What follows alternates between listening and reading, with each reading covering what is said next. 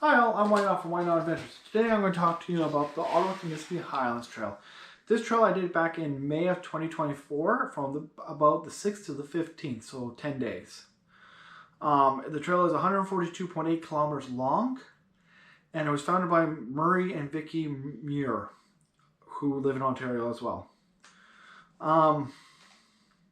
We started in the north at Lashford, Ontario, and finished in the south at Thorn, Ontario, which Thorn is right beside, well, both of them are pretty close to the Quebec border, and they're both north of North Bay. It took us 10 days to do, and I'll break it down by kilometers and where we stayed each night.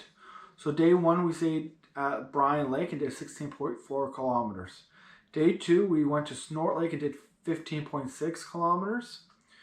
Day 3, we went to Fort Bass Lake, which was 12.8 kilometers. Day 4, we did 10.7 to Cooper Lake. Day 5, we did 13.3 to Fall Creek. Day 6, we did 12.2 kilometers to Grand Encampment. Day 7, we did 19.5 kilometers, our biggest day, to Ottertail Creek. Day 8, we did 16.1 kilometers to Green Creek. Day 9, we did 16.3 kilometers to Sandspit Camp, which is right on the lake. And day 7, we finished at Thorn, Ontario, after a 9.9 kilometer day. Altogether, this trail was one of the harder trails I've done. It was founded by Murray and Vicky Muir, who live in Ontario, and are friends of my hiking mentor, Neil. They actually put a book out on this trail, and I got a copy of it right here. So if you're going to do this trail, I would recommend getting this book so you can plan out a bit. It's broken down into 2 sections. So one section has all the little trails in the area, but in the back there's a little section on the actual Ottawa Timiskaming trail, which was really helpful if you're trying to plan it out. So we did 2 resupply points. The first resupply point was after Cooper Lake, so we did that on day 4, I believe we did our resupply. It was day 4. Yeah, day 4, I believe, was our resupply.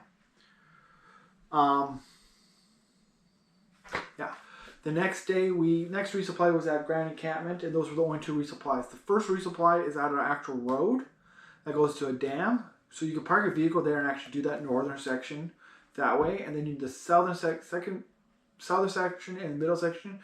In order to access that between point, you would have to walk in about 2.5 to 5 kilometers on a side trail to get to the actual trail. So if you're going to do a resupply, it's very, very hard to do the resupply on this trail.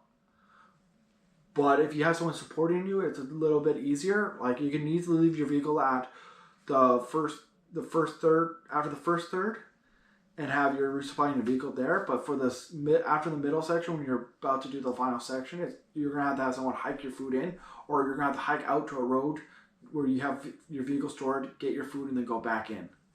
So those are the options for resupply. There is no stores at these resupply points. These are just places where you can leave a food cache if you're lucky. There's no bear canisters at these areas or food cache containers, so you'd have to find a way to do that yourself.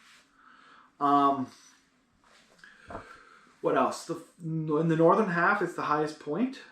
The southern half at Ottertail Creek, there's a canoe crossing that you cannot walk across at all, unless it's really dry and the river's low. Otherwise, you got to arrange for a canoe crossing through from somebody.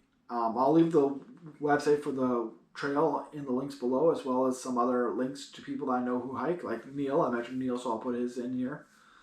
And I think he has a video out on this trail too. I'm just looking at my notes right now. Forgive me for not looking at you guys. When we